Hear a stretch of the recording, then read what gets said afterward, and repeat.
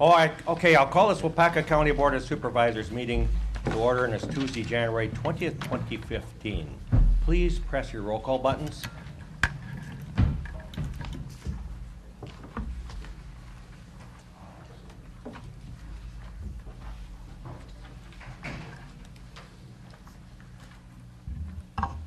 Pretty weak. Everybody didn't come to it. Roll call shows 23 members present. Everybody. I know Dave Johnson called to be excused, as well as Terry Murphy. And somebody had just clicked out. 42. Okay. All right, last time, no more changing it. And Mary Kay Pullman's excused.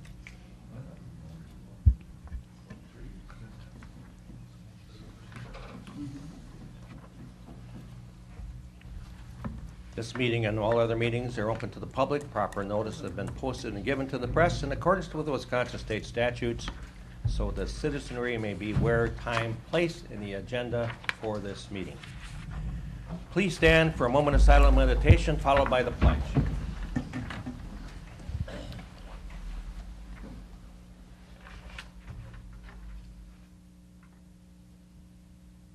I pledge allegiance to the flag of the United States of America and to the republic for which it stands, one nation, under God, indivisible, with liberty and justice for all. Thank you very much.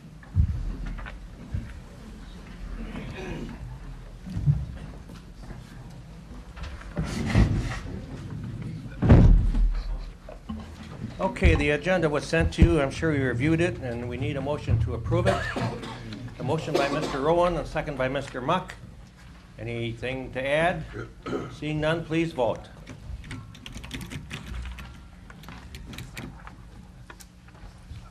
Last chance to vote. Motion carries 23-0.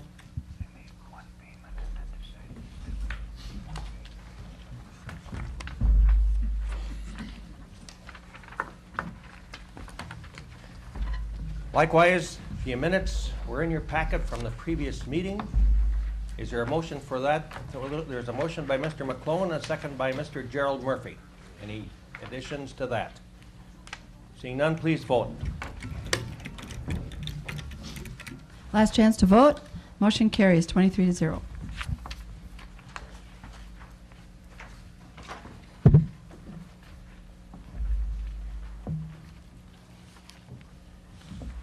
I see he's on his way up here. Next, we'll start reports. Report number 12, Elected Officials Guide to Emergency Management. Mr. Andrew Carlin, Emergency Management Director, is going to be the presenter. Well, it's going to be a short one, Dick. In your packets, you received the Emergency Officials Guide for Disasters, and if you had a chance to read through it, just kind of gives you an idea of what your responsibilities are if we had a disaster in Waupaca County, and goes through a couple of different things, kind of our mission and vision of our department, goes through, again, what your responsibilities are when it happens, the different types of disaster assistance we can get, whether it's federal or state money, and then just some flow charts, who can declare a disaster, and then just a few media tips in there, and then some check-off sheets that we go through when we respond to a disaster. So if you guys have any questions, I'm not going to sit up here and read through the entire thing. Any questions for Andy? Yes, Pat? Supervisor Craig. Is there a history of disasters that we've had? I know about the train derailment, but are there other things that qualify for the different aids that we can get from the federal and state government, like tornadoes? Have we ever done that before? Yes. Right when I started back in, we had a storm on June 11th, 2001. It was a big windstorm that went from La Crosse all the way to Manitowoc. And because it was such a large area, we qualified for disaster assistance for that one.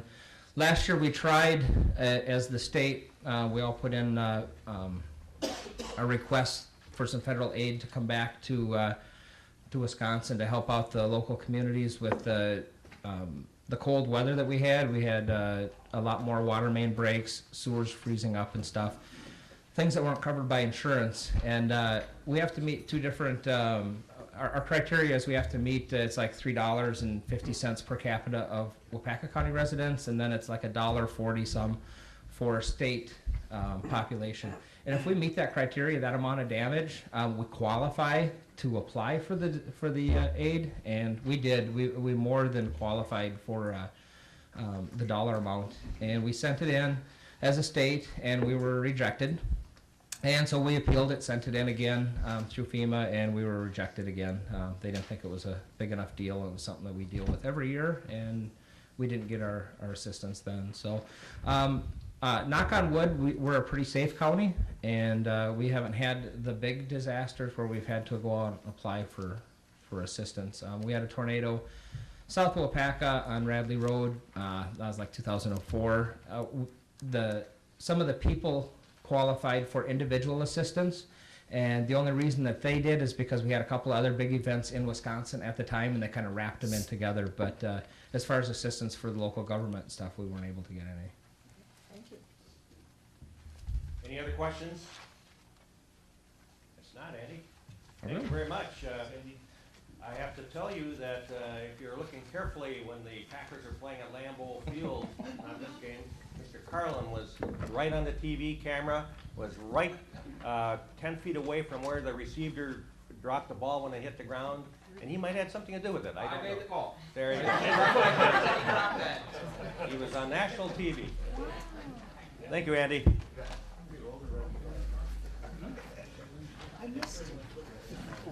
Okay, next we have UW Extension Chair Connie Abert to introduce Jessica Beckenpour, Waupaca County UW Extension Community Natural Resource and Economic Development Educator. Welcome. Good morning. Good morning. Good morning, everyone. I would like to introduce Jessica Beckendorf. She is our new Community Natural Resource and Economic Development Educator. So you can tell she's going to be busy. But I'm going to give her just a few minutes to tell you a little bit about herself. Good morning. I have, first of all, I've actually lived in and out of Waupaca County almost my entire life. So since the beginning of my career and beginning of my undergraduate degree, community has always been my passion, helping communities thrive. And I am so happy to be back in a community that I already care about, doing the work that I love to do. So thank you so much for inviting me here. Sure. Definitely. Sure.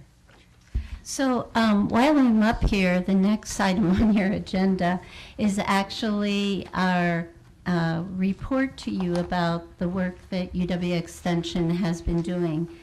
And I just wanted to make note, I was joking with Fred, I should have brought apples today because our front article is about Apple Crunch Day, which we did in relationship to Food Day.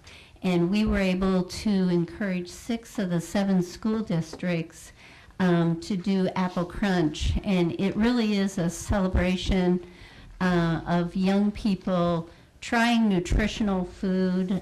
We sent home newsletters for the parents. And it's one of those ways of trying to remind people to make that healthy choice when you can.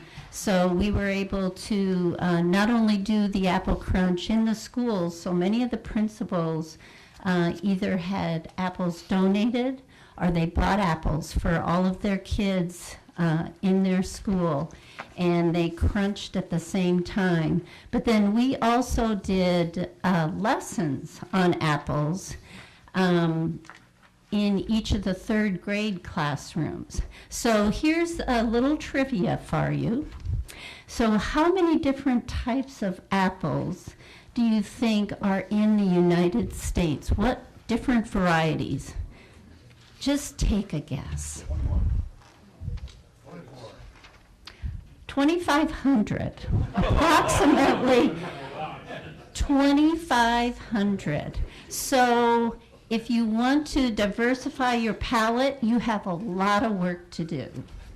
And that was our lesson. We actually took different apples into the classroom, and we had the kids taste the apples and see, just talk about the consistency and find out which apples they like best, and talk about what the apples could be used for and where they buy apples. And so many of them talked about that they bought apples locally, which is what we really love to see. So that's our front article. Christy's not here because she's actually teaching a nutrition lesson in Clintonville this morning. So we want to send the apologies for her not being here.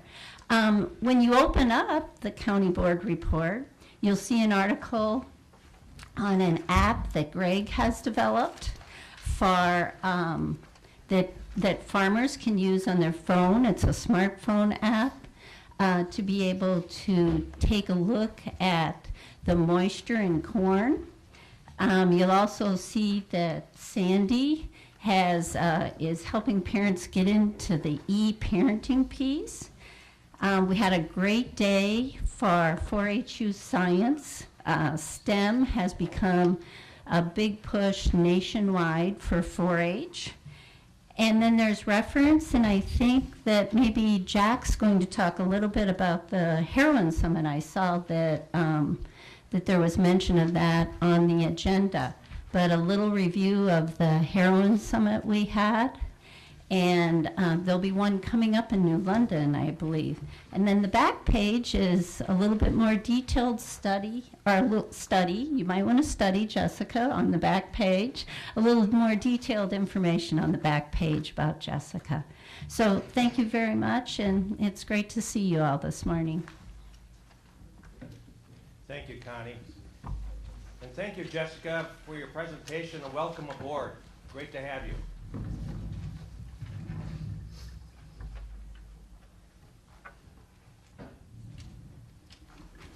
Next, we have report number 14, our Veteran Service Office Annual Report from Jesse Cuff, our new Veteran Service Officer. Good morning, Jesse. Good morning.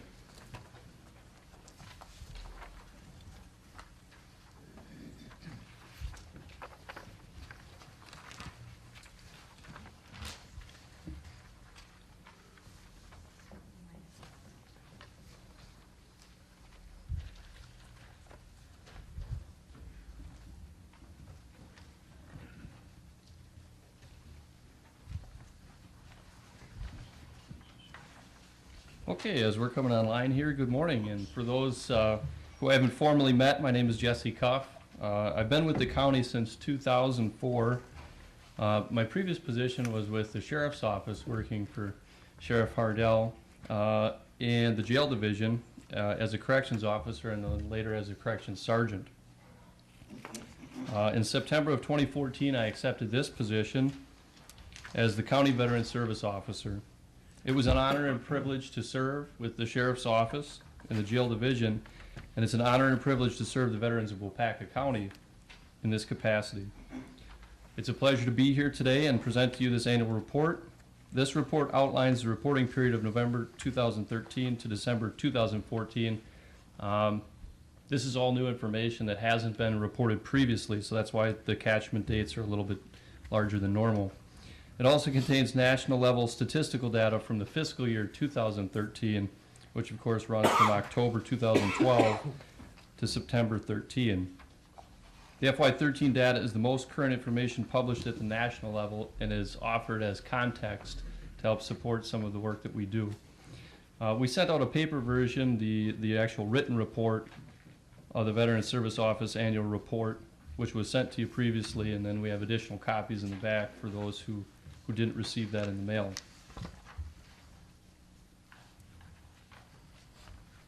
Before we get started, I would be remiss if I didn't talk a little bit about my predecessor.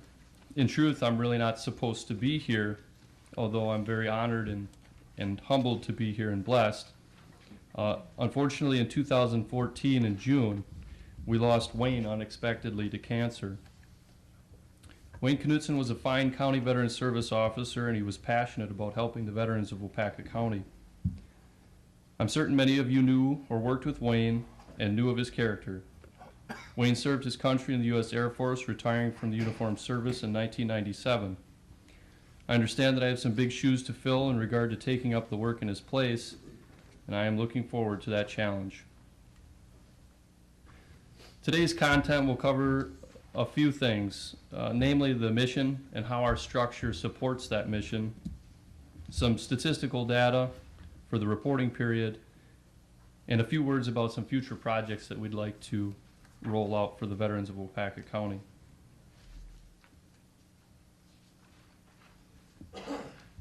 Our mission statement sounds a lot like this. The Waupaca County Veterans Service Office reaches out to, coordinates with, and empowers the veterans of Waupaca County. And it looks an awful lot like this. We assist, educate, and advise the resident veterans on various benefits and services. I've chosen to highlight just a few of those benefits at some of the different levels.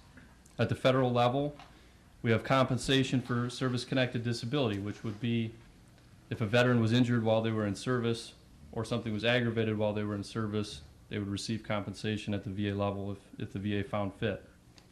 Veterans pension for low-income veterans who meet the certain criteria who are not service-connected for anything. And then widows and dependent children pension. At the state level, we see that there's a program that the state puts out, the property tax credit reimbursement, which we assist with application and processing, education, and employment assistance as well. Closer to home at the local level, we have local and record support benefits that we offer to veterans. Our official service record recording and reproduction, the DD-214s, and some critical other documents, as well as the local emergency relief grant serviced by the Veterans Service Commission, and the care of veterans' graves. There are many, many more benefits provided, but not mentioned here. Additionally, some of what we do meets needs but is hard to categorize. For example, this Thanksgiving, we were able to facilitate the donation and delivery of a turkey and stuffing to a veteran family just in time for Thanksgiving. This past Christmas, we partnered with the DAV Auxiliary Unit out of Manawa to identify a veteran family and ensure the child in that family had a Merry Christmas. We've worked with veterans to supply crucial additional evidence to support claims, which resulted in elevated compensation, reversal for proposals by the VA to limit independence, and we've worked with recently retired or separated veterans to ensure they know and receive timely benefits. We also work with veterans to convince the VA to waive debts, and work closely with one veteran couple in particular who was having a difficult time reporting certain medical expenses, which, if we hadn't assisted, the VA would have likely reduced the pension and placed that couple in financial hardship.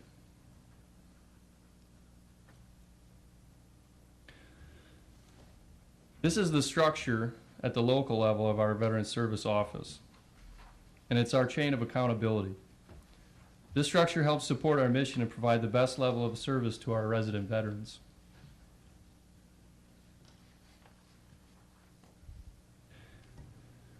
Going up a couple levels, we see the federal and state layout.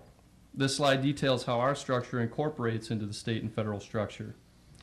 In terms of claims processing for veterans who work with us are assisted with gathering documentation, gathering evidence, completing forms, establishing service organization representation, and follow up and follow through on all VA claims through their development process. As you can see, the federal VA is divided into two subcategories, the VBA and the VHA. The Benefits Administration handles claims for compensation, while the VHA handles the healthcare piece. At the state level, offices and individuals are very similar to our office and staff, and they operate very similarly. At the local level, we see our office and the offices and staff of VA-recognized service organizations such as the VFW, the DAV, and the American Legion, as well as various nonprofit groups focused on veterans issues.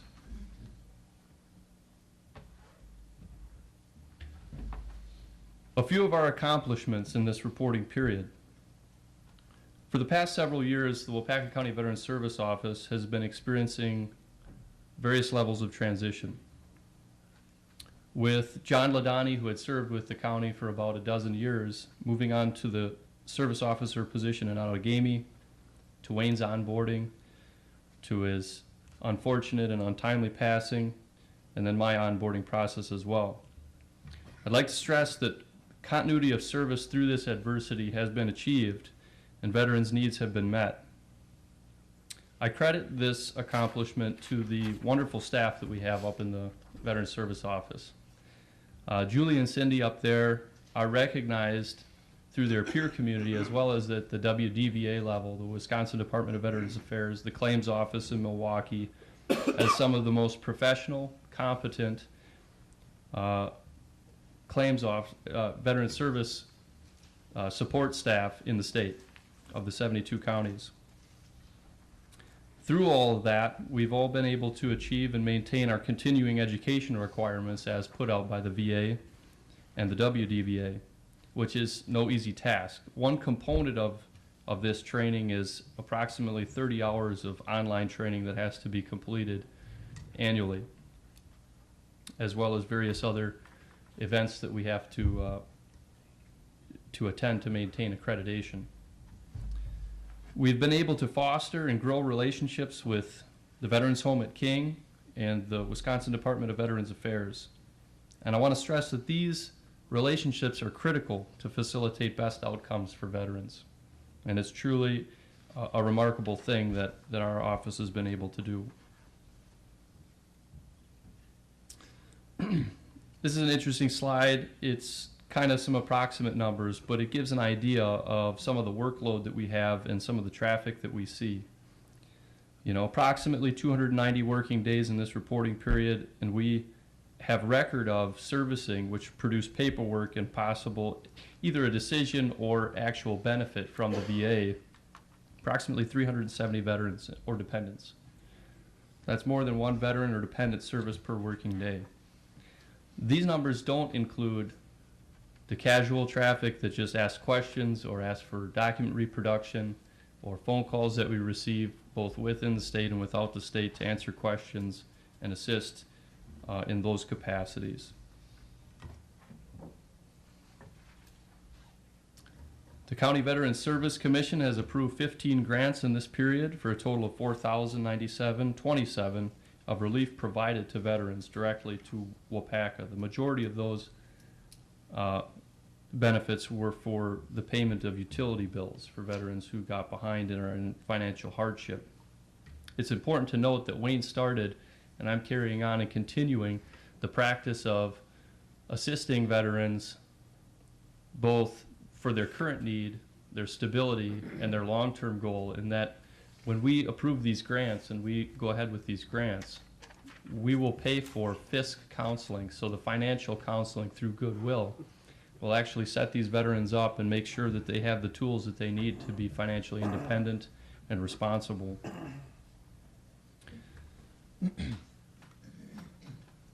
Through the WDVA grants program, a total of $4,828.46 in relief was handed out to Wisconsin veterans who deserve those benefits. At the U.S. Department of Veterans Affairs level, this is federal VA compensation. These are claims, new claims awarded or processed through our county. And those numbers are pretty respectable in comparison to the 72 counties that we have in Wisconsin. And we'll take a look at some of that contextual data. And again, the dates are a little bit off, but the FY national statistical data will give a little bit of context to some of these numbers. In your paper printout, it actually also lists the ongoing compensation for 2013, which is basically the cumulative federal pension and compensation awards that are on an annual basis Wisconsin Waupaca residents receive. This is that contextual data that we were talking about. It's just the start. We're going to start at the state level, kind of give some context, and then drill down to our county. Unfortunately, the federal VA and the National Center for Veterans Analysis and Statistics estimates our veteran population. And they use some different tools to make that happen, but it is an estimated number. But as you can see from this slide, Wisconsin falls directly in the middle of the upper Midwest. And you can see the total expenditure that the VA spends in Wisconsin. That's relief in the form of benefits to Wisconsin veterans.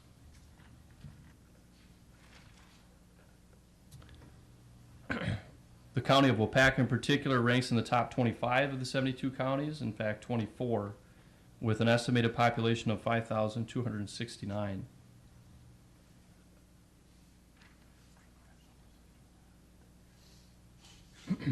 Waupaca and adjacent counties, there's a few things to talk about in this slide. As you can see, the double asterisks indicate counties with veterans homes, and those are all of our adjacent counties in comparison. So you can see that we're stacked up against some pretty heavily populated areas, and we're doing very well with meeting the needs of veterans in this county. Very competitive that way. A few of the lessons learned after having only been here for a few months, but drilling back and working with Cindy and Julie and understanding what the last reporting period brought for our county and our office in particular. We recognize that we service an important and dynamic population called veterans. Our work is largely needs driven, and the measure of our success is the end result. We're striving to meet those needs and strive for efficiency and adaptability in meeting those needs. The issues veterans face are dynamic and multifaceted. Our work is to assist the veteran and their family in navigating these issues in order to achieve tailored best outcomes. We strive to maintain flexibility and responsiveness, and we're handling a substantial workload, which we are constantly assessing for positive effect and rebalancing as needed. All of this requires teamwork, and we couldn't possibly do it without the community, service organizations, and nonprofit groups. The bottom line is it takes a team. Waupaca County partners with various organizations like the VFW and the American Legion, and our goal is shared consciousness and purpose. This is a quote from retired General Stanley McChrystal, and it kind of encompasses the mindset going forward for the Waupaca County Veterans Service Office. As I mentioned earlier, it's vital that we continue to foster and grow these relationships. I believe that we do share this consciousness and purpose, and I look forward to working with all interested parties in the coming years. Some of our future plans. The gold standard will to become paperless. It's a little bit of a Brigadoon situation. We'll be reaching for it, but I don't know if we'll ever actually meet that, just because of the nature of the work that we do. Sometimes some paper is required. But ultimately, in order to facilitate that move toward the paperless system, we're going to continue to update and upgrade our office technology and continue to update and consolidate our records, which is at the core of what we do. As far as community events go, I'm pleased to announce, and some of you may have already heard about the upcoming Veterans Benefits Fair.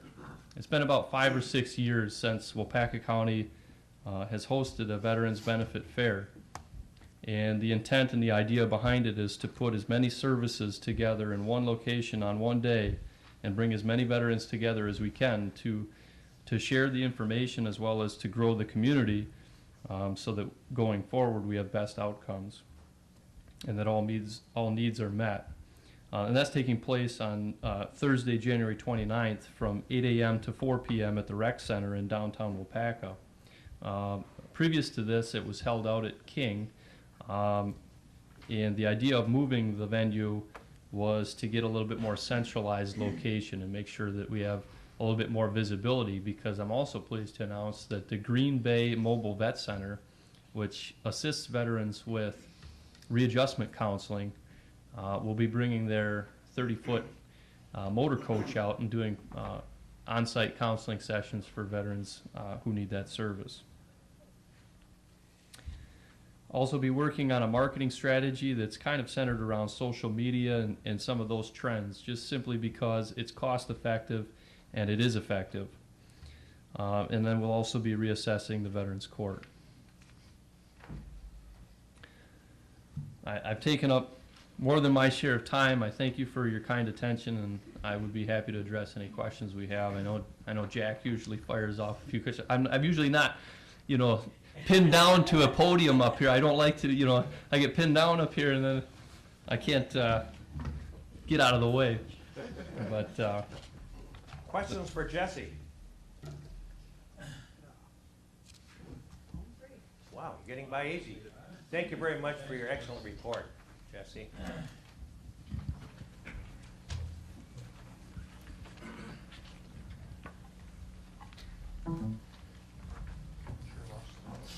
Last fall, I believe, there was a heroin symposium, which I was unable to be at. I know some of you have, and the sheriff touched on it in his report last time. I wanted to be there, but I think I was at one of my vacation homes, either AMC or Theta Clark, getting my bones repaired.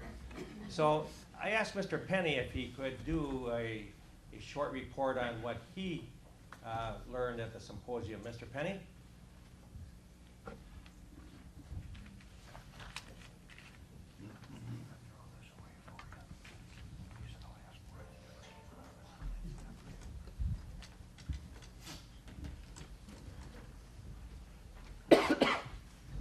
You're going to have to bear with me today. I was gone all last week and didn't get home until yesterday when I opened my packet and found out that I was on the agenda to give a report on the symposium over in Manawa last November 7th. And if you recall, at our meeting in Lakeview Manor last month, Sheriff Ardell gave us a brief report on the symposium itself, and the things I want to tell you are in addition to what he said. And it was there were about 6 of us, I think, from the county board that attended this symposium, and I think we all found it to be very, very, very, very educational. And I have to give credit at this time to Chuck and some of the members of the Health and Human Service Department, and to Connie and some of her members from the University Extension, and Sheriff Ardell, and all those people involved that put this seminar on. It was a wonderful all-day seminar, and there were well over 125 people there, and they were there from all walks of life, too numerous to mention. But before I get to that, and some of the things I wanted to tell you, I'd like to, if you may, just kind of take you back, if I might, to the year 1946. Now, I'm sure that that was a year that most of you here this morning weren't even born yet. And yet, if you were born, you were in your very infant stages. But at that time, I was a 14-year-old freshman at Waupaca High School. And at that time, this was a year after the end of World War II, and even at that time, cigarettes were getting to be somewhat popular with the students in the high school. And cost wasn't a factor. A package of cigarettes at that time was 18 cents. And as I recall, there were all kinds of different types. There were all kinds of different names. There were Chesterfields and Marlboros and Lucky Strikes and Camels and Viceroys and Pall Malls and Philip Morris, and I could go on and on. But anyway, being a freshman and maybe hanging around with the wrong crowd, I, of course, had to try smoking. And as it was, my father, who was a World War I veteran and fought in the trenches over in France and Germany, was a big smoker. But when he got out of the service, he knew it was a bad habit, and he tried his best to kick it, and he did. And when he found out that I was smoking, I received a good swift kick in the posterior and restricted from any extracurricular activities that took place in the evenings for at least a couple of weeks. But I was one of the lucky ones. Cigarettes didn't do much to me. If you didn't inhale them, you were wasting your time. And every time I tried to inhale, I coughed and spit and sputtered, and it was terrible. I just didn't like it. And far worse than that was the awful taste that it left in your mouth when you woke up in the morning. I don't know what you compare it to. I think if I was to compare it, it would be the same as if you chewed all night on a Greek wrestler's jockstrap. That's what I think of it. And that's bad. But anyway, what I wanted to point out to you is that was nearly 70 years ago. And look what's happened between that time and now with all the bad new drugs and so forth that have come onto the picture here in our United States. Let's just talk a second. One of them is marijuana. Marijuana, if you believe it, is very, very popular. And as you recall, there was a time when it was illegal to grow it, illegal to possess it, illegal to smoke it, illegal to sell it. And now in recent years, some of the states have allowed it to be used for medicinal purposes. And as of the 1st of January 2015, the state of Colorado allows people over the age of 21 to possess it and even smoke it as long as they don't smoke it in the public. So that's some of the things that maybe that you want to think about. And now also on the forefront now are the electronic cigarettes, so the e-cigs they call them. And you can buy them right downtown in Waupaca, and they don't contain any tobacco whatsoever. But when you smoke them, there's a fluid in there, and when this fluid heats up, it gives off a vapor which has twice as much nicotine as a cigarette does. And the alarming part of this, and it was just brought out the other day by the Surgeon General of the United States, if you can believe this, that 10% of the 8th graders in the United States are smoking e-cigs. Now, isn't that something? 8th graders. Going on now, there are 4 things that I want you to go away with this morning that I'd like to have you keep in mind. One of them is, what is heroin? Second, where does it come from? Third, what are the 3 ways that it's administered? And fourth, what are the symptoms and what's going to happen to you after you take it? Heroin is a derivative of the opium plant. And after it goes through a certain process, it becomes pure heroin. And pure heroin is very, very white, powdery, just about the texture of powdered sugar. That's about what it looks like. And if it isn't pure white, then there's been some additive that's added to it. So it's not then pure heroin. And where does it come from? Well, it used to be that the biggest importer of illegal heroin into the United States was Afghanistan. But with all the trouble that's taking place over there now, it's no longer Afghanistan, and it's our neighbors across the Rio Grande River, Mexico, that supplies the greatest share of heroin into the United States. And it was brought out at the symposium that just about all heroin that is illegally brought into the United States goes to Chicago, Illinois. Why, I don't know. But this seems to be, in my opinion, kind of like the publisher's clearinghouse. From there, it goes to all different places, all different states. Does it come to Wisconsin? Yes, it comes to Wisconsin. It goes to dealers in Milwaukee, Madison, Green Bay, Oshkosh, Appleton, Neenah, Menasha, and much to my sorrow, right here in Waupaca County. We're faced with it. And that is why that our county board adopted and passed a resolution and allowed our sheriff to hire two new people whose job it is to solely work on drug enforcement in Waupaca County. Now, there's 3 ways of which heroin could be administered to an individual. 1 is by snorting it, 2 is by smoking it, and 3 is by injecting it.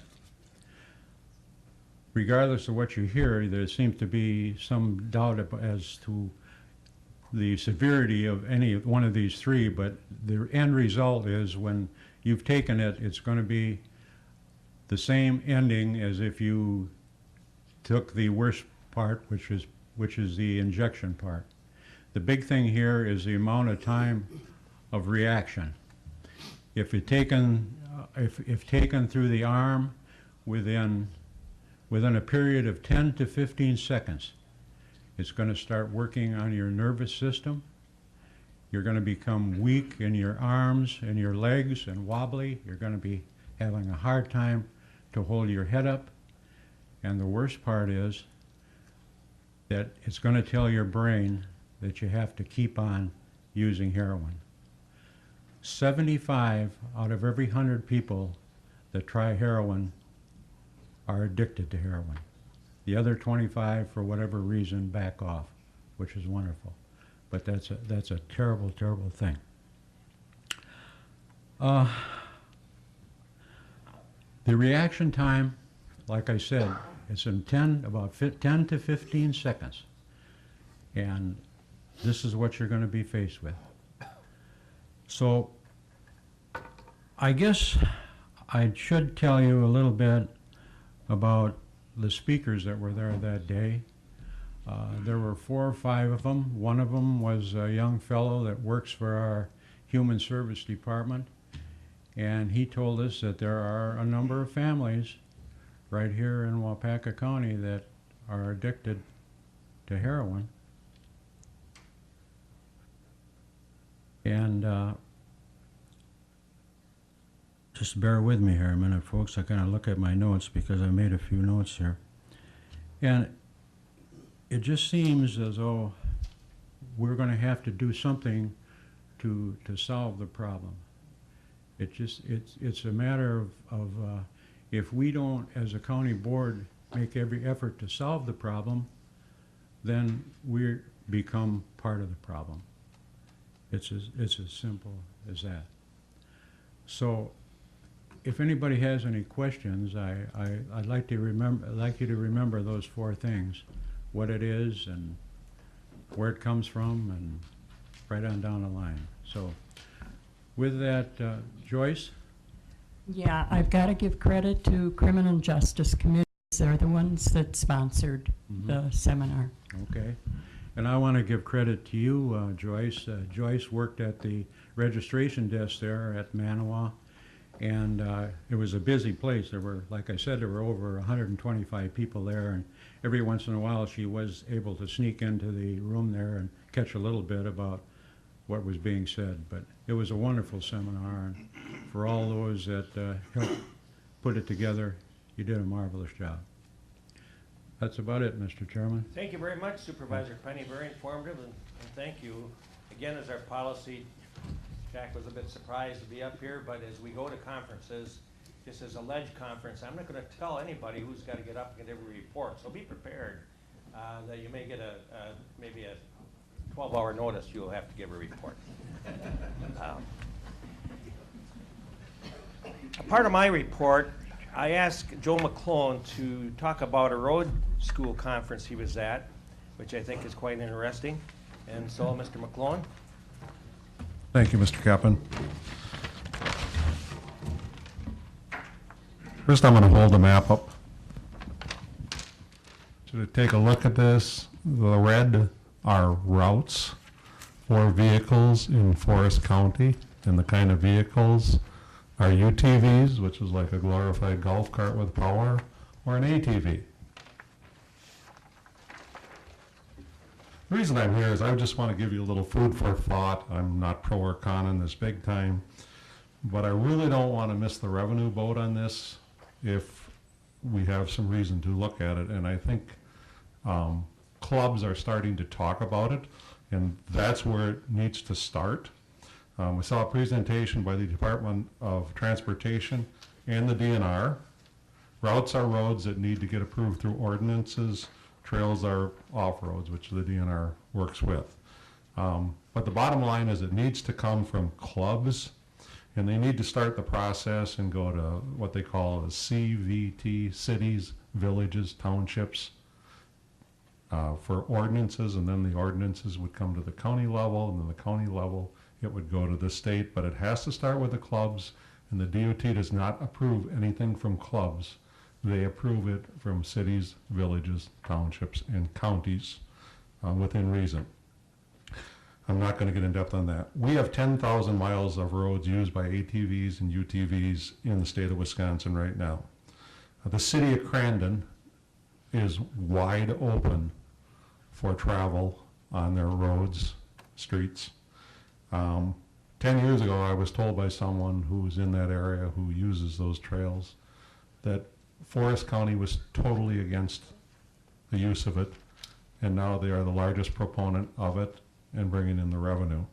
So we're talking revenue. So I'm going into this UTV, ATV meeting being presented, and I don't know this guy, and he says, what do you think of this? And he says, I'm the highway commissioner from Lafayette County, southwestern Wisconsin.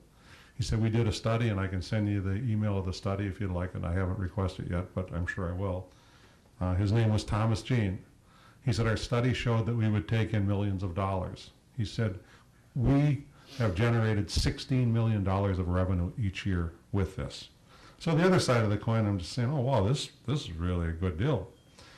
Ashland County, I have a cabin in, and our township allows UTVs, ATVs, and they just took over County Road B, and so did the village of Butternut. So Emmer Shields, who's the highway commissioner there, and I talked, and he said, Joe, I didn't want anything to do with it. That's why I gave Bob Ryback, your town chairman, County B, and the village of Butternut, the County B, so they could get out where they want.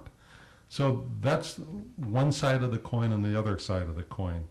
But when I go back to what Thomas Jean told me about $16 million in revenue coming in, and we're so close to the valley, and no county surrounding us has really jumped on the bandwagon yet. I just think it's food for thought. We need to think about it. Bottom line is it needs to come from clubs.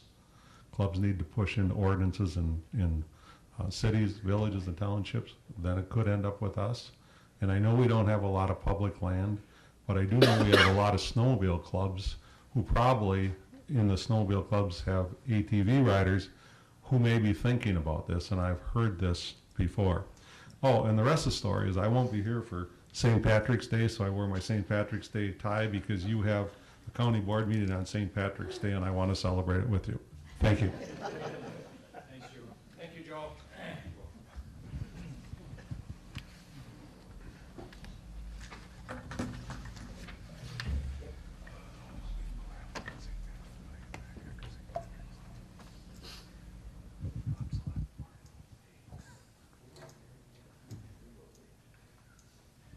Good morning again, everyone.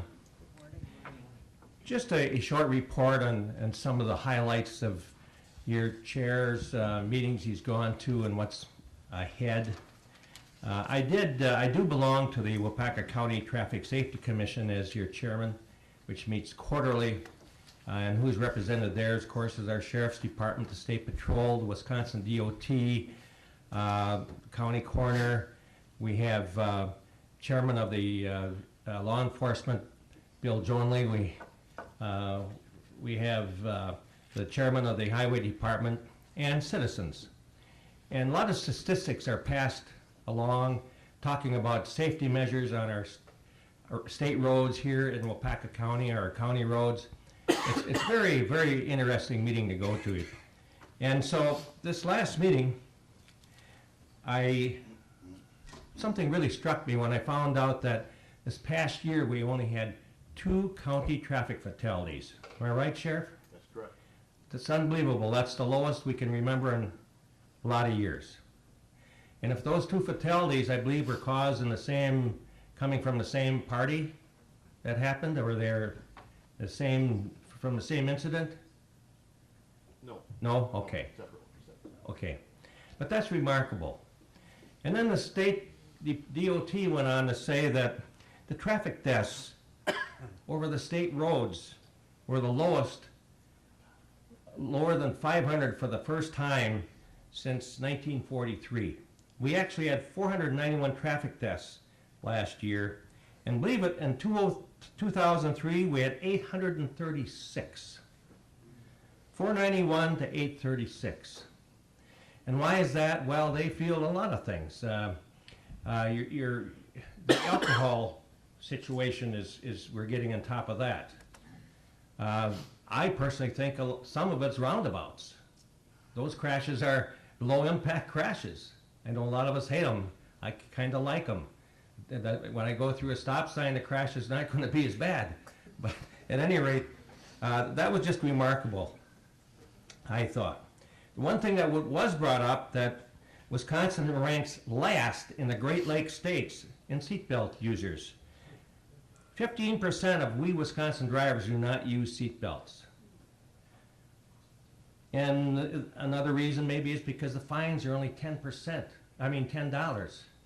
The other states around us, it's a $25 fine. The neighboring states, 10% don't use seatbelts, 90% do. So there's going to be a concentrated effort to please have us use our seatbelts, because it does save lives. The DOT also stated, and I just touched on this, the alcohol-related crashes declined dramatically in the past 10 years, from 348 fatalities in 2003 to 185. 348 to 185. So those were facts and figures that really drew my attention. Also, I have to say that at Waupaca County, we've been honored to be a part of the Wisconsin County's Constitution Committee board. I got a letter a month ago saying that they would like me to be representing this county on the Constitution Committee of the WCA. Now, what does the Constitution Committee do? It gives the rules. It's much like our Waupaca County board rules. I happened to be the chairman of the Constitution Committee when I was the president of the WCA in 2011. And last fall, Mark Connell and I had a sit-down visit and talked about some changes he thinks need to be made, and change some of the screw-ups I made in 2011. So we're going to start meeting soon on our Constitution Committee. I got a letter from Willie Johnson, the WCA president, putting us on that committee, and it's probably going to be a number of meetings because it gets pretty involved. What we're looking at is how you are on the board of directors at WCA. How many terms does the WCA president serve? Currently it's one. How does the executive committee get formed of the WCA? I did serve on there 5 years. And all different types of things, and Mark has some great ideas. And now that we have the current president, Willie Johnson, who, by the way, is a big friend of Waupaca County, and he's on the Milwaukee County board, he's a true professional and a great guy. And I've been close to him for a lot of years.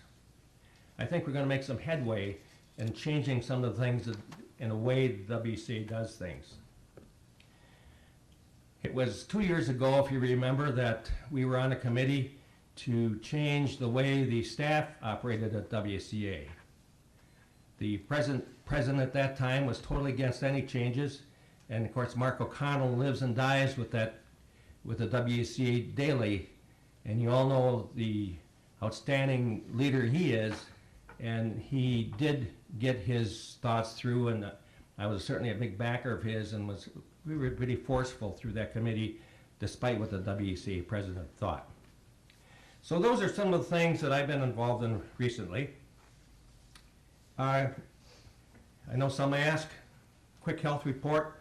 I think I'm in my 7th week of recovery from hip. It's going well, not fast enough. You know, as any of you had that, doesn't go fast enough. I do have a cane, but it's in the car.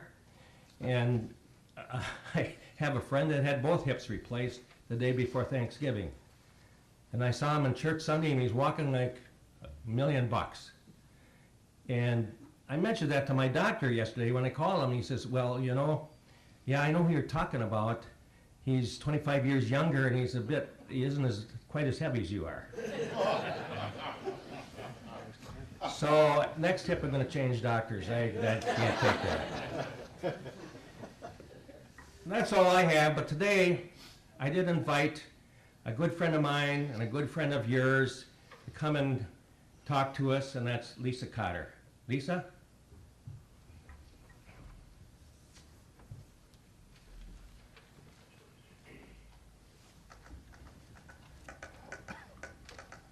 Thank you, Lisa. Good morning, everyone. Good morning. I just came to say goodbye. I am taking a position in Illinois in a community called Geneseo, which is over near the Quad Cities. As you may have followed, things in Clintonville have been a little crazy in the last 8 months, mostly surrounding myself. So wanted to just thank everybody on the county board and all the supervisors that I've worked with over the years, whether it be on things with the library, the economic development, corporation. All the department heads have been great to work with. It's a great county. I've been here over 17 years. Hard to leave, but unfortunately, based on an April Fool's Day election in 2014, it was time to go. So I just wanted to thank you. That's all I had asked from Dick, to be able to have an opportunity. You were all great to work with, and I wish you the best. Hopefully things will straighten out in the northeastern part of the county, and they'll get a good administrator who can work with all of you, as Kent and Henry and Patrick and people like myself have had the opportunity and fortune to do. So I just wanted to thank you and say goodbye. I'm packing my things, and Monday the moving truck comes, so off to Illinois. Thank you. Any questions for Lisa?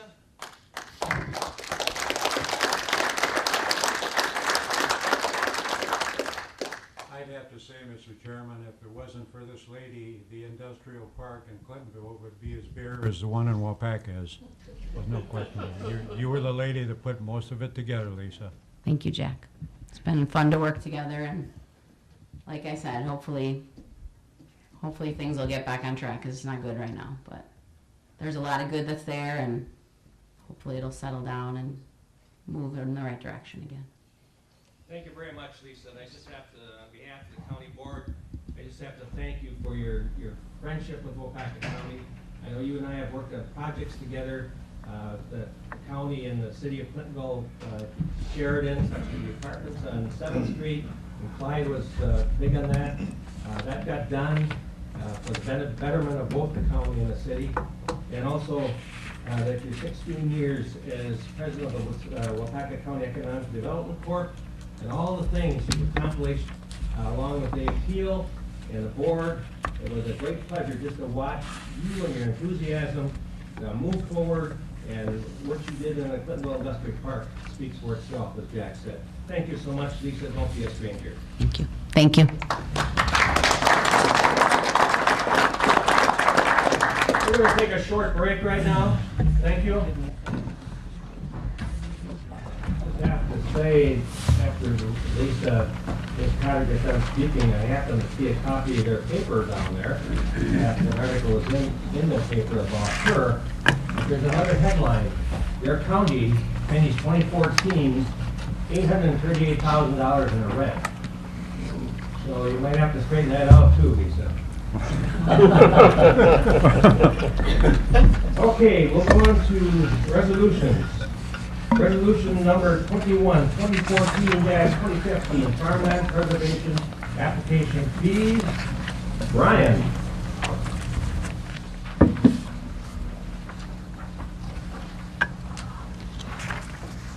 That was called halftime, what we just had,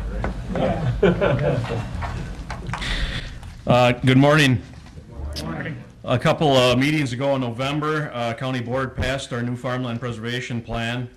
Coming up here probably in March, Ryan Brown and I expect the associated zoning ordinance to be passed. So at that point for 2015, Waupaca County will have 130,000 acres within 8 townships that will be eligible for the new farmland preservation. This includes about 220 various animal facilities and over 4,800 tax parcels. Farmland preservation is one of DATCAP's flagship programs designed to be a gateway to better conservation. There's really 3 primary benefits here: the preserving farmland for the farming industry through a little bit more restrictive zoning options. The second one is promoting soil and water conservation through compliance with the agricultural performance standards. And 3 is providing the landowner or the farmer a $7.50 per acre tax credit yearly. That's a state income tax credit. So this ordinance today is really about the second and third items there.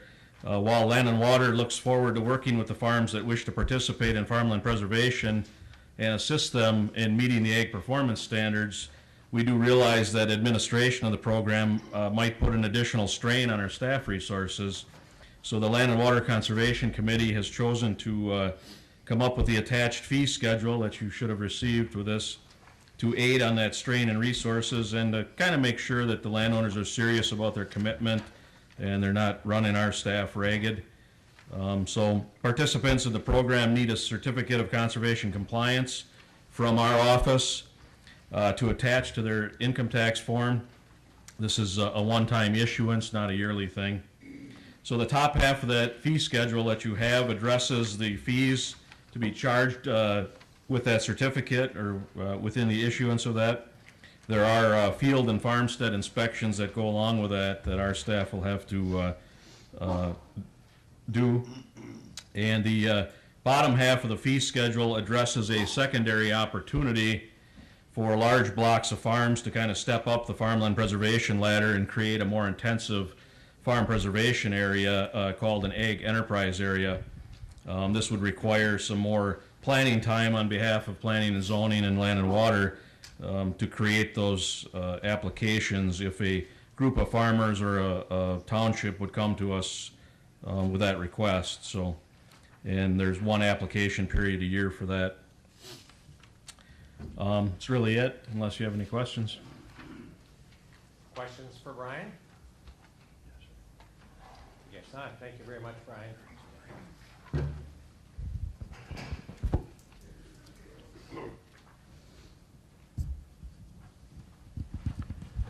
Resolution number 22, 2014-2015. We didn't vote on this one. Oh, I'm sorry. I move to approve resolution. Thank you, Pat. Second. There's a motion, motion by Craig and second by Ellis. Any questions or discussion? Please vote. Last chance to vote. Motion carries 23-0. Sorry about that. I thought my parking meter was expiring out here.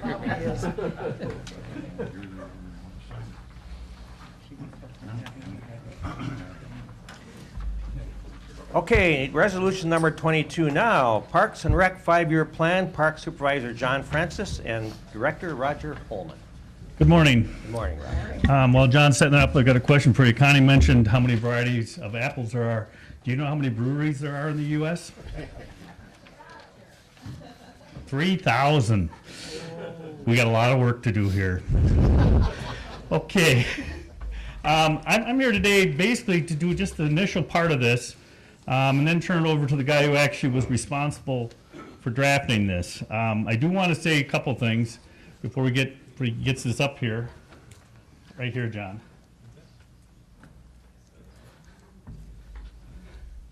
There you go. In this plan, we had a couple of errors. One of the errors is we spelled Dwayne's name wrong. That was done intentionally to see if Dwayne was going to read it. The other thing is we misspelled Fremont, but that's not unusual. We found out that it is misspelled historically with the extra E. And the third thing is we left out our most popular boat landing. If you read through it, you'll find out that Shaw's is not in there. That was because we wanted to find out if Bob Fleece actually did know that that was part of the county. And we had suggested changing the name. We were talking about changing it to something like Fleece's Landing or something that way, but that was not intentional. Shaw's Landing will be put in there, Bob. We appreciate the fact you pointed that out to us. It also did demonstrate that you did read the document. I am really amazed that the Park and Rec Committee didn't catch this, especially Donna, who lives in the New London area. But, you know, those things happen when you're putting things together in-house. You got the clicker? Oh, how does this work? Okay. I'm going to just start off giving you some justifications for why we do what we do. The benefits of the parks. I've been in parks a number of years, worked in parks actually my whole working life, and there's a reason I do it. It's because I enjoy the results in the end. I enjoy being able to bring to a community, bring to an area something that people benefit from. When you look up here the economic benefits, we are the third leg on the stool in Waupaca County, as Dave Thiel likes to tell you. You have the industrial leg, and you have the agricultural leg, and you have the tourism leg. We're out there supporting that part of the stool.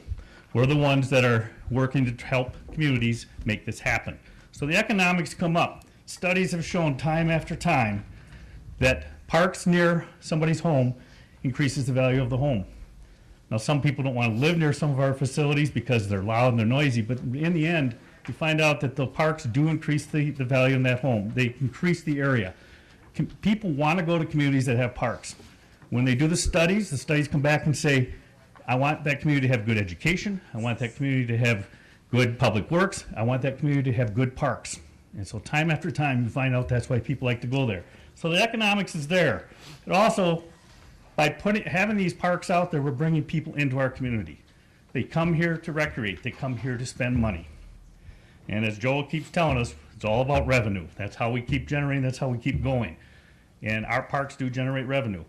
Off the boat landings alone, we bring in close to $55,000. That kind of money helps soften the impacts when you're working and providing these facilities. And so we benefit, the local communities benefit, everybody benefits by having parks in your area. Environmental, most of our parks are set up to protect the very environment we work in. I say most of them because a couple of them are so small it's very hard to do. But we provide habitat that normally would not be protected. And a prime example of the one we worked on for years was Lowney Rowan. It was a place that was very difficult to farm, and yet they tried to farm it for years. They tried doing all sorts of things. And then Bruce Bushweiler came to me and said, what do you think about turning that into a park? I said, it's a great idea, but how are we going to get there? Well, we did get there. And that is providing habitat for waterfowl, upland species, and the whole thing. And it's just beautiful out there. Go out there in the spring and find out what you've done. You created just a wonderful place. And Dick can tell you because he lives right across the road. And he's well aware of what we did there and what's happening out there. And that's just a simple little example. The Sturgeon Trail is another example. We came in and provided habitat for the sturgeon. Along with it, we brought people. And if you've been out on the Sturgeon Trail when the sturgeon are out there rolling around having fun, there are hundreds of people out there. And they're all coming to that area, and they're all spending money in that area, and it's working. Health. People go out to the parks to recreate. They go out to have a good time. And they do. They go and run in the parks. They go and, bike in the parks. They go do all those type of things, and that's good for your health. It's good for everybody to be involved. If I'm going to tell you the best thing for you to do is to go out and take a walk in a park. The benefits from that are endless. You'll just go on and on, and the list goes on and on and on. But the health end, we don't think of that, but our parks are providing opportunities for people to get out there and lead healthy lifestyles. Safety. Doesn't seem like one you normally talk about, but we maintain a lot of different parks and systems out here that allow people to recreate in a safe manner. Our snowmobile trails, which are not open, are maintained by volunteers, and they're safer because of that. Unfortunately, recently we had an individual who was testing his snowmobile and not on a trail. And you can see what happened in an unsafe environment. By having a safe environment, it's better for everybody. And also it just, provides an opportunity for kids to go out there and have a good time, and parents don't have to worry much about what they're doing out there. Community, yeah, our parks do bring people together. Go stand at Gill's Landing or Fisherman Park when the fish are biting, and you'll see all the people that come out there. Grandmas, grandpas, anybody you can think of is out there. They're out there having a good time. Go look at a playground sometime and see what variety you have out there. The people that are together having a good time. And when you get into the local communities, your ballparks and those type of things, thousands of people are coming in and benefiting by having those type of facilities around. So it speaks for itself what we've got there. Okay, I'm going to end my part here because I want to introduce the guy that actually did all the work here. I did something a little different with the 5-year plan. I decided we're not going to go out and hire somebody else to write it. I didn't decide that alone, though. I went to the committee and said, how would you like to get this plan done? And we looked at it and said, well, we're tight budgets, $20,000, $30,000 not being available. Our planner hadn't gotten on board yet. Besides, Ryan's so busy, he probably couldn't write the plan. Things were going on and on and on. And I said, you know what, let's do something different. I turned to the park staff and said, why don't you write the plan? Why don't you make it your plan? You're the ones that have to implement. You're the ones that have to have the ownership. And John looked at me and said, well, I'm not a writer. And I said, that's all right, but this isn't what we're looking for. We're looking for somebody to put together the ideas and the inventory and all the stuff we've got there. In Indian, John put together the plan along with Darren and Ann. And the park committee reviewed it, said, great job. Other people reviewed it, said, great job. All along the way here, everybody keeps telling us how good a job it is. In the end, you'll see that we've got a lot more work to do, but I think what we've got now is a really good plan that'll get us for the next 5 years and then for the 5 years after and the 5 years after. With that, John Francis, who's our park supervisor and the author of that plan. Thank you, Roger. Yeah, I just wanted to talk a little bit about a few things there. We all know the mission statement for the county.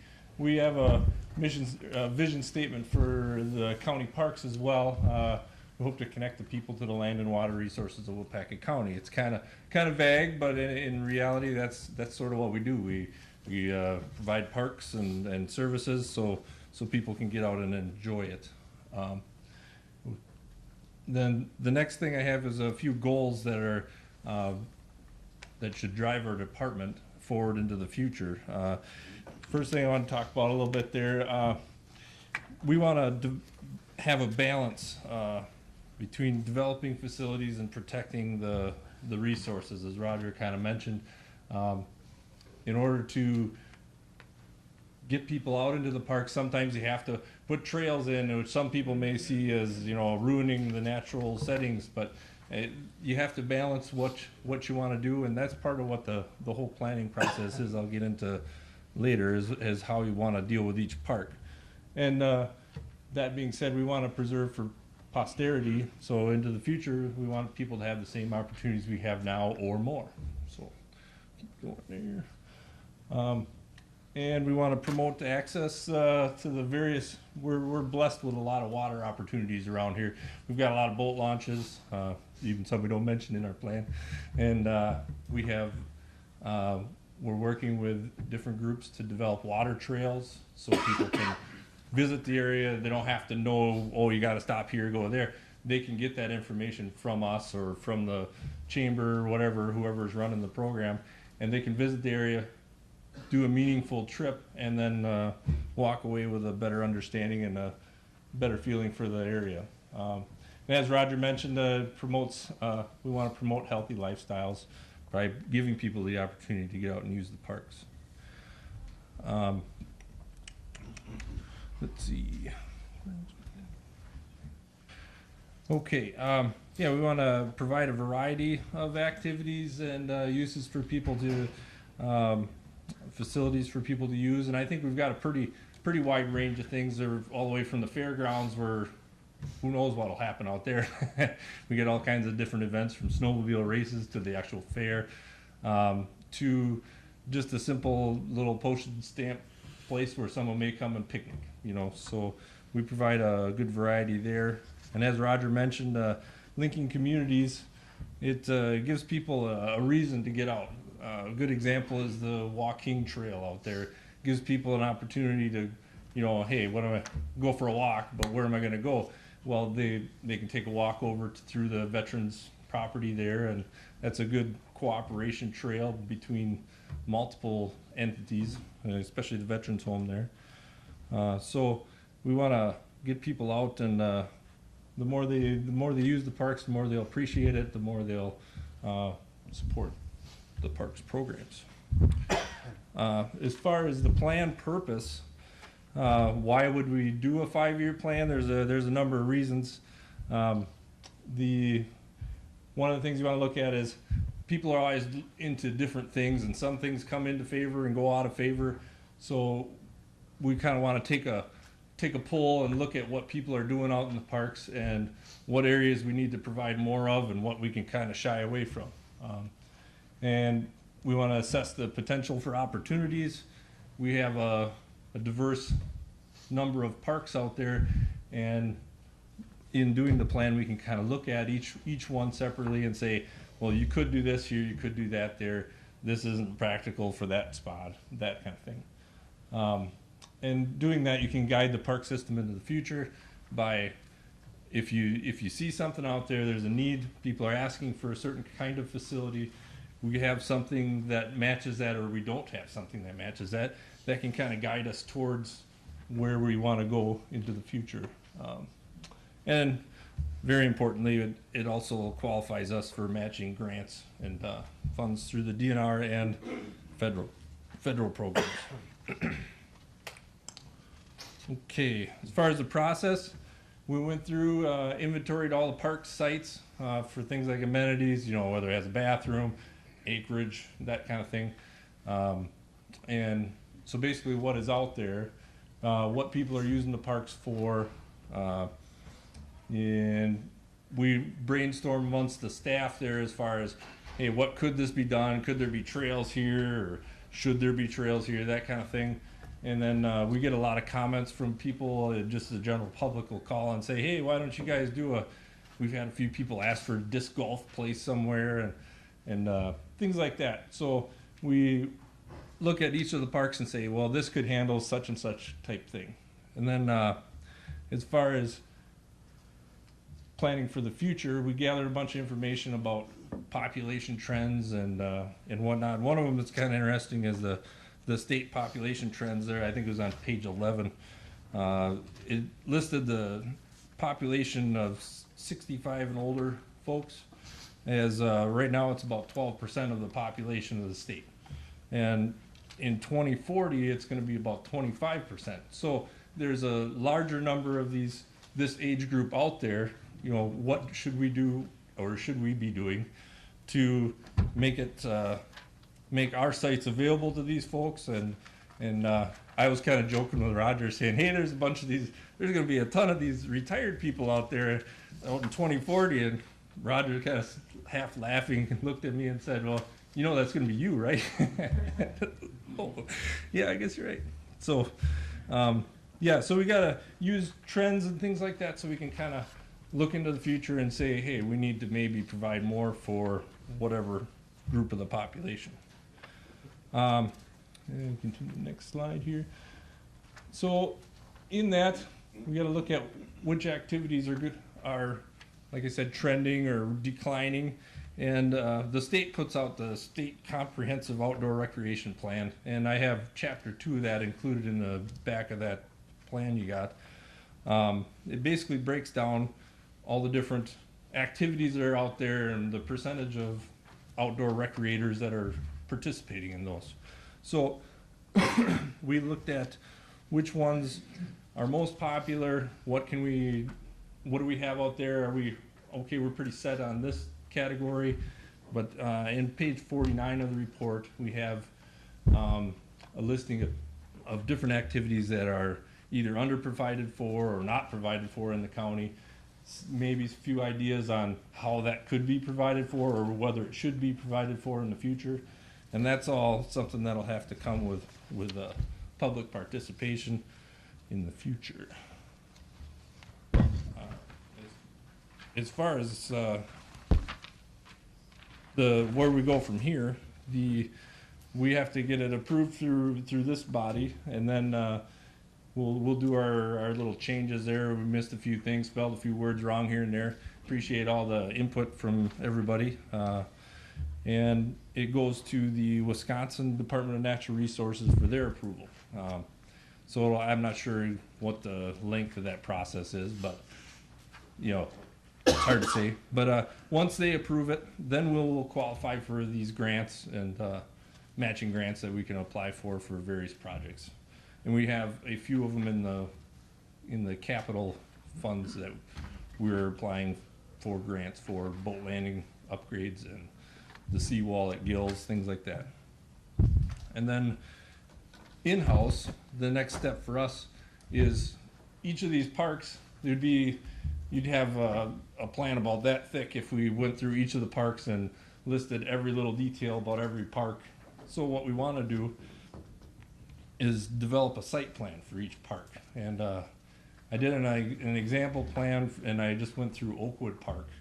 And basically, it lists all that stuff there, history, inventory, plat map, all the little nuts and bolts about what the park is, how we got it, what could be done there, what are the restrictions, should we be looking to purchase land adjoining to that to square things off, that sort of thing. And a big part of that is vegetation management. There's always invasive species, so you'd have an invasive species plan involved with some of these parks. And then signage. And then once we have all that information together, we would develop an action plan for that park, which would be part of the site plan, so that you would be able to look at these are the things we really think should be done, run it through the park committee, and put those as priorities into the next 5-year plan. So I guess that's pretty much all I have. Is there any questions? Sir? I'd like to say back a few years ago, the boat landing in Little Park by me was owned by the Fish and Game Club, and it wasn't being taken care of or nothing. I asked Roger if he'd be interested, and he said he was. And ever since then, it's been taken care of very well. Put in a nice boat landing that you can use year-round, and things have been working very well. And I want to thank Roger and John for doing that. It's really appreciated. Joyce? Yes, I like to see at Keller Lake, you're leaving the door open to maybe having campsites. Yes, we've been discussing that. We're in the process of starting a camping plan for the county. We do have officially a campground at Camp Victory, and we do have a campground permit for the fairgrounds as well. So we're not completely new to camping, but as far as developing a official campground, that's something we're looking into. And Keller Park is one of the places that seems like a pretty nice spot. If you were going to develop a campground, people would actually come to that area to see it. You know, it'd be a destination site. So there's a lot of process we'll have to go through to do that. It's just a matter of we don't want to step on too many toes and make sure that we do the process right, get the public involved, this and that. So. Do these townships and municipalities in which these parks are located have a say-so into your plans? Yes, I mean, the public has a say-so, and we do work with the townships whenever, like when we were working with Camp Victory, worked with the township there, asking them if they had input on what they would like to see and wouldn't like to see, and out to Camp Victory, things like that. So yeah, you'd have to. Anytime we do things with the fairgrounds there, we try and involve the city of Waupaca as well. So. We had an incident in town of Lynn where there was a proposal to put in a dog park, and the town was consulted and was determined that the location was not what they wanted, and the proposal was pulled out at that point. So we generally try to work with the townships, willing townships who want to work with us, and for the most part, the communication's been pretty good. I remember years ago working with the town of Royalton, dealing with boat landings out on White Lake, and the town chair was not happy with some of our plans. We kind of explained to him what we were doing, but we did modify them. We brought him back so that he was happier in the end. And that's what we have to do. We have to sit down and talk to them. We are impacting their backyards. We know that. We're there for positive things. There can be negative results if you make the wrong decision. So, yeah, they're very important to us. Supervisor Craig. Sitting in the back and listening to Supervisor McClone talk about ATV and UTV trails, what were your thoughts on, is Waupaca County suited towards that kind of thing? Or does there actually have to be more, I noticed that it's more northern counties with more forested areas where there could be longer trails, or do we have adequate blocks of land that we could create that? What were your thoughts? Well, the initial thought is, yeah, it's, we're not, it's easier up north because they have these large tracts of county forest and state land, and I mean, sometimes the state lets them through. I used to work up in Burnett County. We had 100-some miles of ATV trails, and it was a lot easier, but almost all those trails were entirely on county forest property. So when you start getting into landowners and ask the snowmobile groups what that's like dealing, just running people across the frozen ground on snow. If you get groups out there trying to run in the summer on an actual trail, there's going to be damage. You know, I mean, it has to be fixed and things like that. So, and losing this 40, you can't get to that 40. You know, so if you have issues like that, it's going to be a big problem. One of the ways that we could envision getting around that, I mean, not getting around that, but to provide something for ATVs is if we could find a block of land big enough to build an ATV park, which would give people a place to actually do the ATV type activities and challenge themselves against different terrain, things like that. But then that sort of creeps into people are going to want to get to that park and back and forth, and you know, so then it's working with townships, working with you know, usually the highway county level doesn't, I don't know that they're allowed to have ATVs on their roads or whatever, but anyways, the at the township level, they have to approve an ordinance to allow people to run on the roads. So once you get something people are interested in getting to, then you can open up routes. There's counties like Adams County, they have a ton of routes, which, you know, they have a very small actual trail system, but they opened up a lot of townships to ATVs, and they get large groups of them running around, stopping, kind of the same as the snowmobile group, from establishment to establishment or whatever, you know. So, I mean, people are out there, they would do something if they were here. It's just a matter of, is that something we want to do? And we do have 100+ miles of winter ATV trails now. So when Joe's talking about this, these winter ATVs are now, like snowmobiles, going to want to get to the trails. And that's where Dean will have to sit down with the towns and have to talk to them. And there are roads that are routes that are open for them already. But again, it's at the local level, they make that decision and they work it up through. So we're always in favor of trying to help, you know, make the safest way possible for this. You got to bring law enforcement in, because you start putting them on the roads, now law enforcement has to deal with the issue of having ATVs on a road, and you know, it's, you know, we're more than willing to talk about it, more than willing to make it work. We just want to make sure we talk to everybody along the way. Other questions? Guess not. Thank you, John. Right, thank you. Thank you, Roger.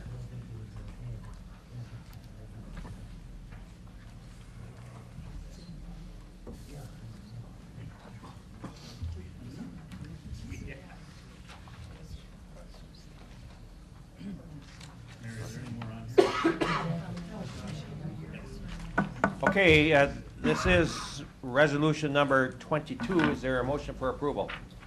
A motion by Supervisor Muck and a second by Supervisor Hendrick.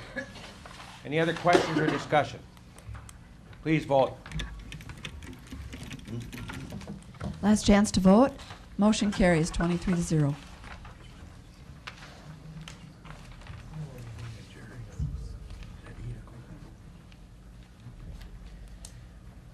Next is resolution number 23, 2014-2015 DHHS, create an AODA license counselor at LG 12.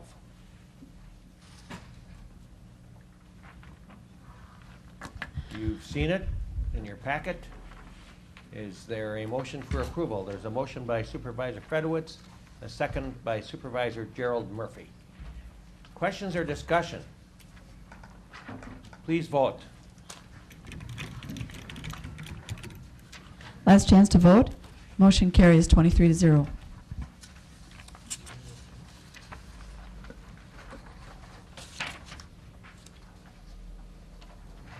Take separately. Okay, next we have appointments. We'll take them separately. A is DHHS Board Citizen Member Jody Muck to replace Elizabeth Touches. Is there a motion for approval? Motion by Gerald Murphy and the second by Fred Zog. Any questions? Please vote. Last chance to vote. Motion carries 23-0.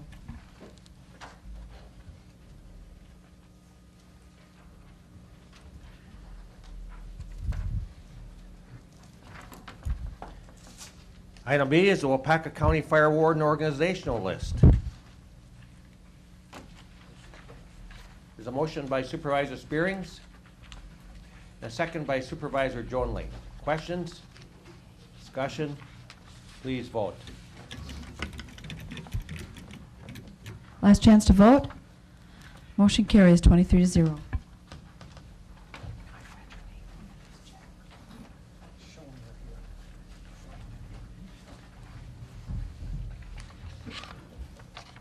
Clerk Robbins, announcements and correspondence. A lot of them. There's a list that was mentioned on the agenda. That's all I've really got to say. There was I did put that notice of Dick Keppen's appointment to the Constitution Committee on your desk also.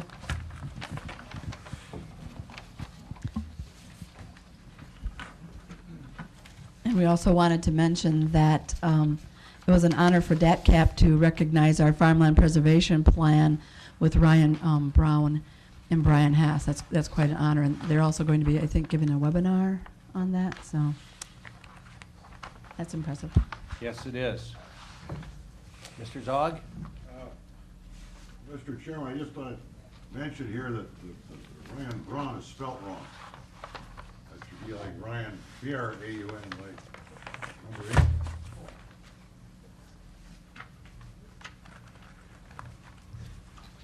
Supervisor Craig, you didn't catch that?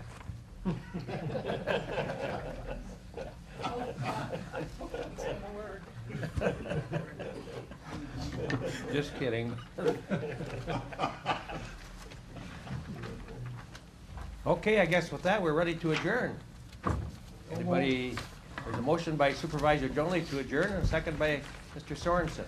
Please vote.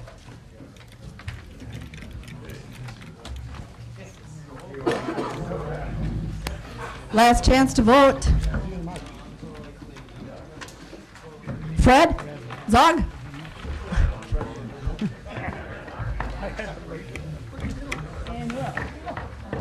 Craig? Pat? I don't have you as, thank you. Carry 23-0.